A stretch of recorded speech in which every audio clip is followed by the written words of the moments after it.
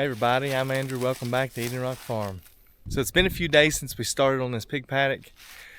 I got my battery charged up and got the side-by-side going with the brush hog and went ahead and cleaned this fence line up, and I also went around the perimeter with it and cleaned it up a little bit also.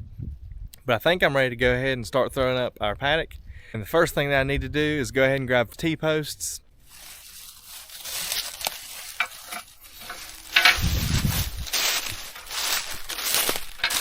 And 4 of these is all I need. This is pretty much just a rectangle paddock.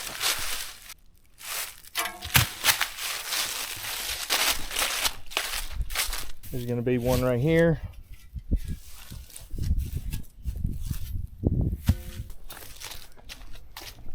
You can see how thick this is.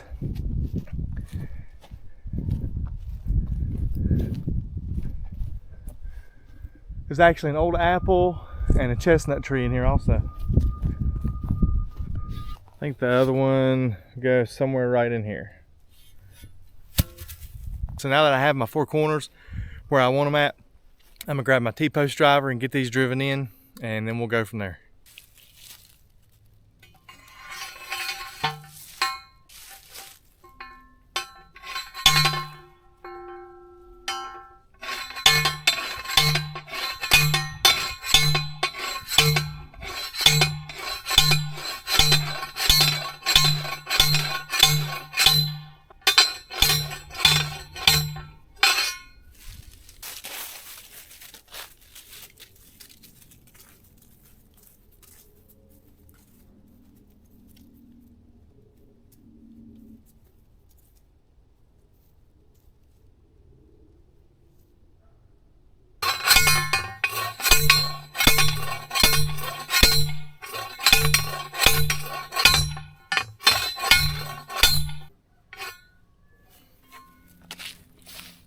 Usually after I move my pigs to a different paddock, my corner posts always stay. So I usually drive them pretty far in the ground. This here is a 6-foot T-post. And normally I'd probably only leave about 3.5 or 4 foot out of the ground.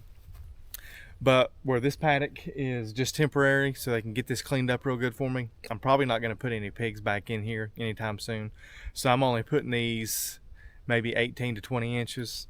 That way when I put tension on them, they hold up well, but I can also pull them out easy when the time comes. So for my corners, I usually use these orange lockjaw insulators. You can face these any direction that you want, but they do best if you put them like you would a standard insulator. So the next thing I do is I grab one of these round insulators. I keep the black or the white. For this purpose, it really doesn't matter which one you use. The black is for more of a high tensile. It's more of a heavy duty one. I put it right in this groove here on the T-post between the lockjaw and the T-post. And I'll slide my poly wire around it. And then I've just got a slip knot tied here. And I'll just tighten it up on there. And actually as you pull on it, it'll get tighter. And it also loosens up easy when it's time to take it off.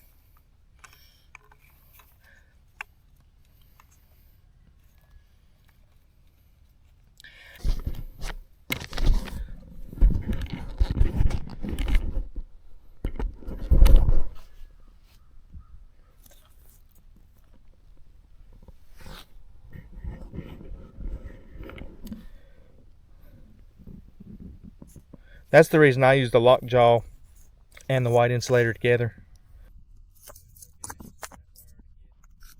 So there's no gaps for that wire to touch this metal T-post and ground out.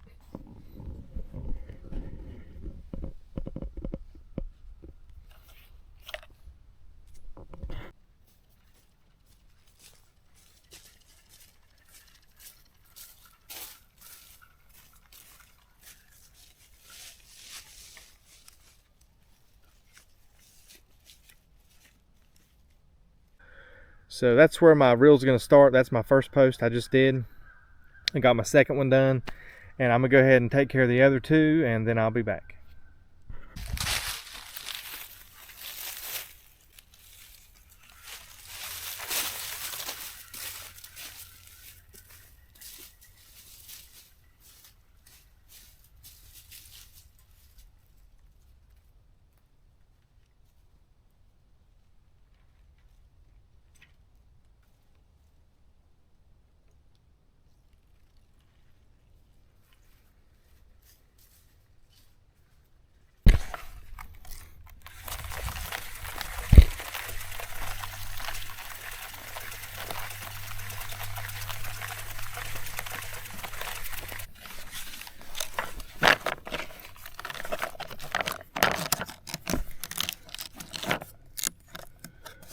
right, we're back here to the first post.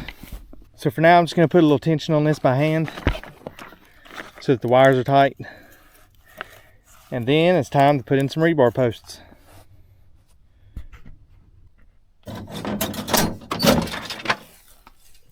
For our setups, I usually put my rebar posts about every 20 foot.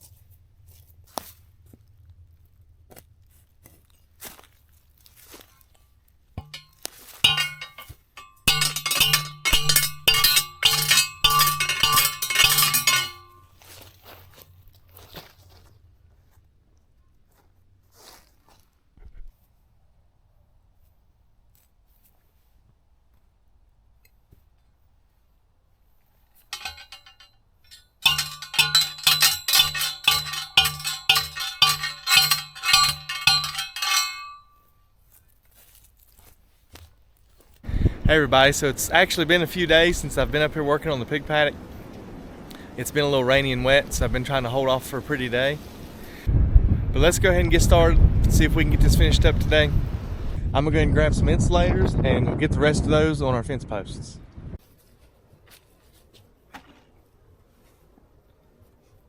When I put my rebar posts in, I put them to the outside of my poly wire.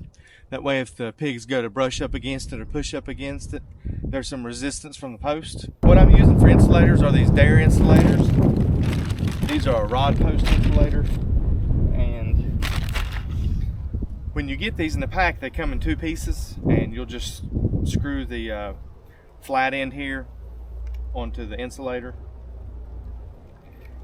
And then just slide it down to wherever you want it to be, the height you want it to be, depending on the size of your animal. I'm putting a couple bigger pigs in here. One's an older boar and one's a younger boar, so they're a pretty good size. So I want my insulators higher. I'm probably going to run this one maybe 10 inches or so, and my top wire about knee height. If you're running 1-strand poly wire, you probably want to run somewhere in the middle.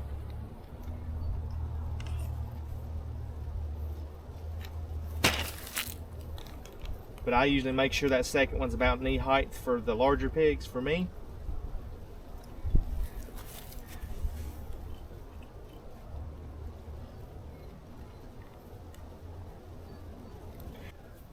With younger pigs or feeder pigs, I run my wire lower, maybe 6 inches off the ground, and then I come up maybe another 8 inches or so. And then with these rebar posts, as they get older, if they're in here long enough, or if you leave your paddock set up, then you can just adjust your fence to the height you need it to be.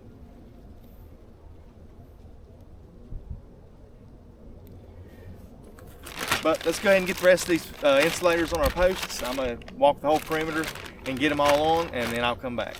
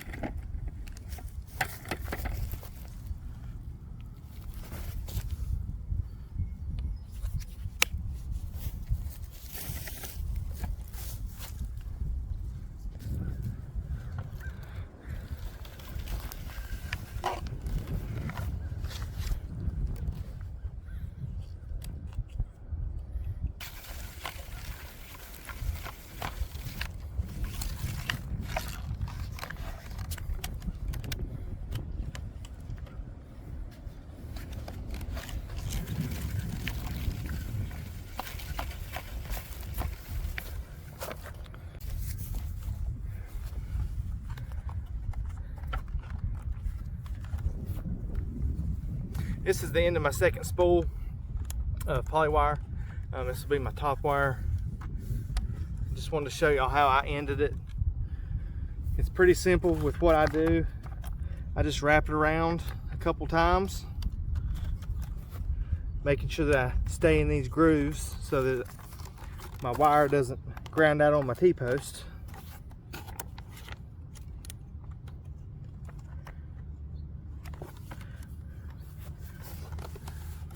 And then I'll go over the wire and keep it good and tight. I'll go a couple times.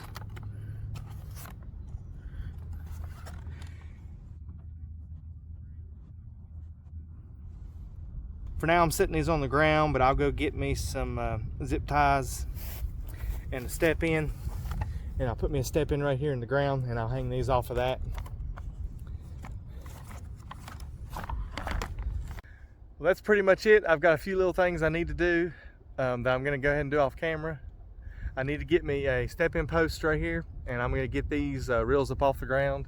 I've got a low spot up on the top of the paddock there that I need to get me another post in to get the wire up off the ground also. Well, I guess that's it for today. I appreciate y'all joining us here again on the farm. I hope y'all have a blessed day, and we'll see you next time.